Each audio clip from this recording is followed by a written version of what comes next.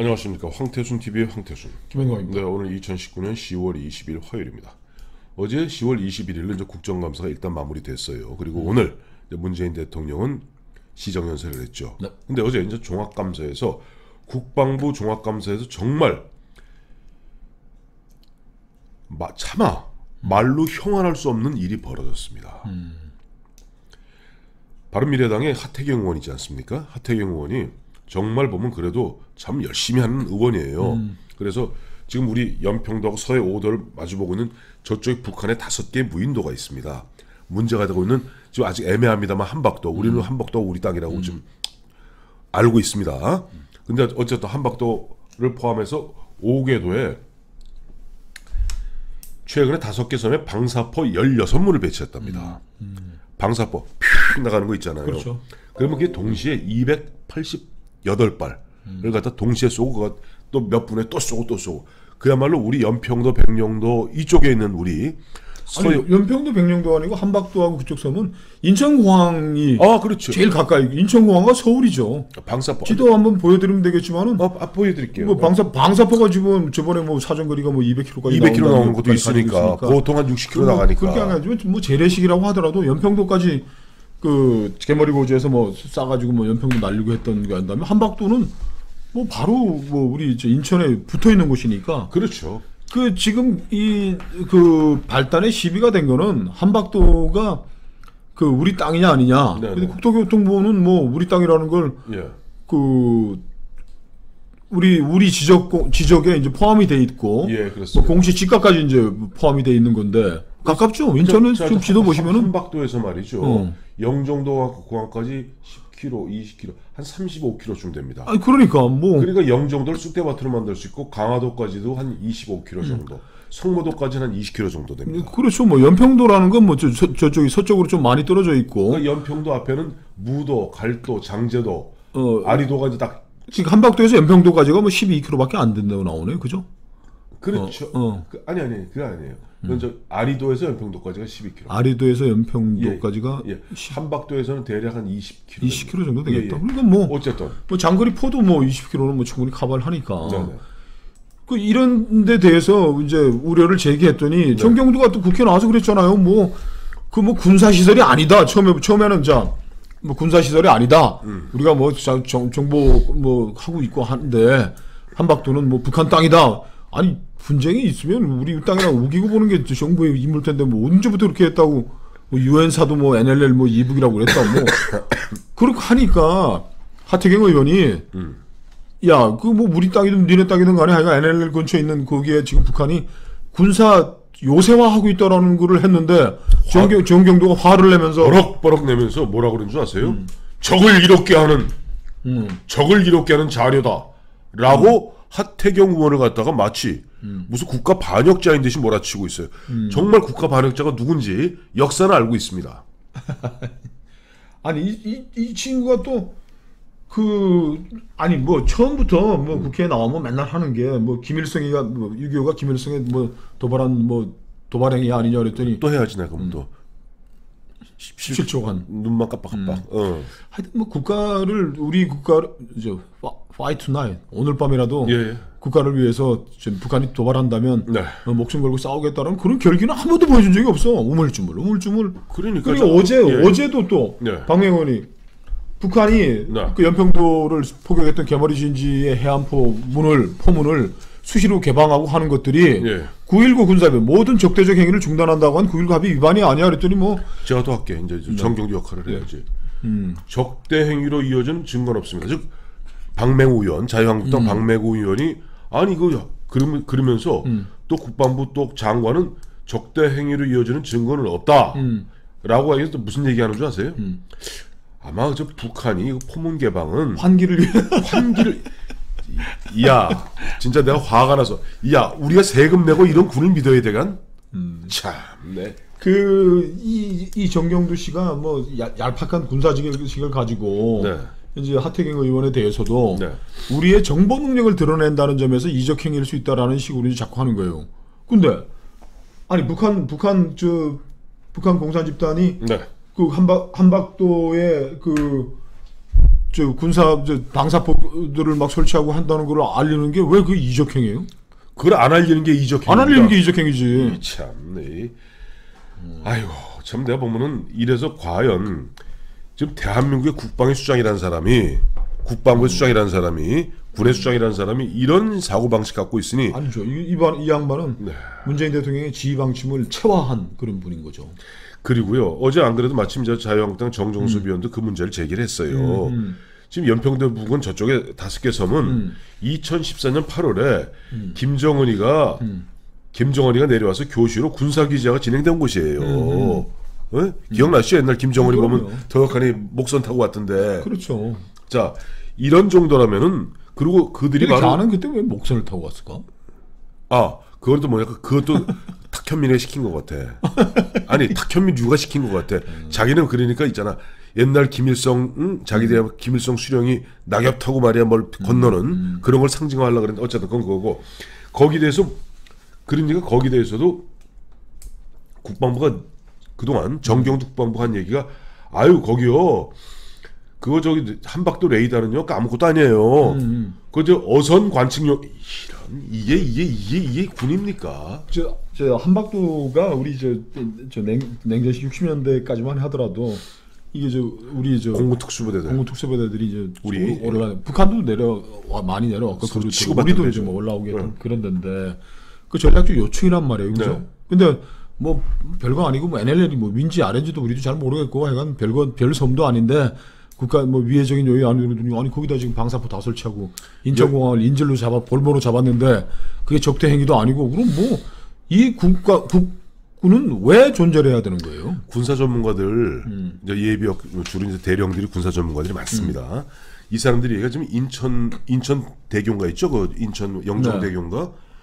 그리고 그 밑으로 보면 서해대교 있고 뭐 복잡하죠 다리가. 평택 가는데 이제 서해대교가 예. 있고 인천대교는 저 인천에서 영종도로 있는. 그게 예를 들어서 그걸 타격하는 순간 수도 가면 꽉 막힌다는 거예요. 이게 가장 취약한 지역이랍니다.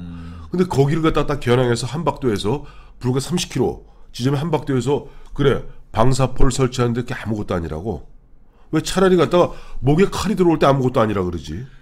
그러네요. 이제 우리 저 관문인 인천과 이제 항은 인천이고 네. 이제 영종도에 있는 공항인데 네. 그 다리 잘라버리면 못 들어가죠. 못 들어가요. 인천은 서울 사람들은 이제 갈 데가 없는 거지. 오갈 데도 없고 그런데 그래 한마디로 이 목줄기거든요. 목줄기에 칼끝을 비수를 겨누고 있는데 그것이 아무것도 아니라는 정경두 씨는 모르겠습니다. 장관 때는 문재인 대통령 비유 맞춰가면서 그렇게 장관하세요. 그너 만년 장관 못하잖아. 그럼 대사로 나가면 되지. 대사로 나가도 그러면 그것도 뭐 만년 하나?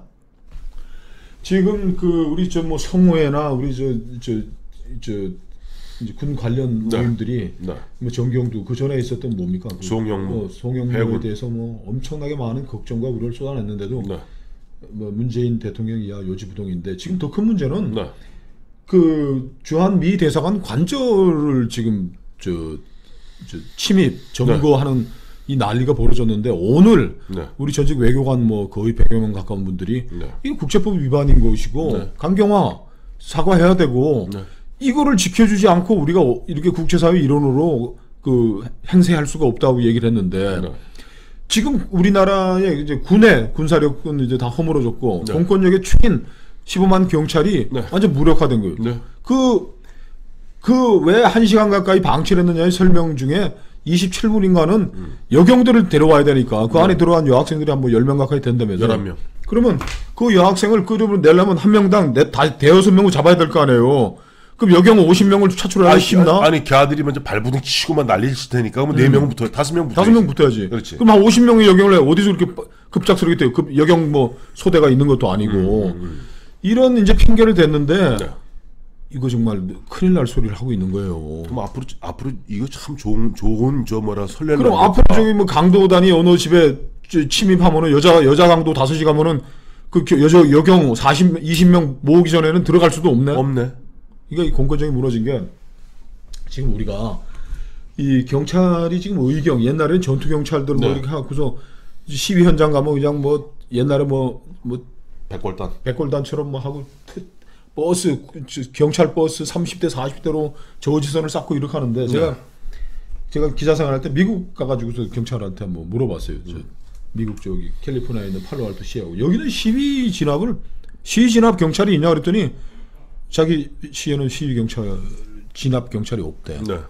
그럼 시위가 큰 시위가 벌어지면 어떻게 하느더니 큰 시위가 오면은 저 경찰 순찰차 2대 보낸대. 순찰차 보내고 저 폴리스 라인 설치해 가지고 그 넘어오면 어떡하냐니까. 차범도. 넘어오면 그 추갑체에서 들고 펴서 끌고 오죠.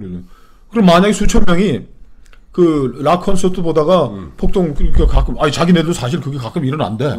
그럼 어떡하냐 그러면 다 무전친대. 그러면 자기 경찰관들 파출소에서 본서에서 다 시위 진압 훈련은 다 받는데요. 기본적으로. 그렇겠죠. 그 사람들이 한 50명, 100명 가가지고서 네.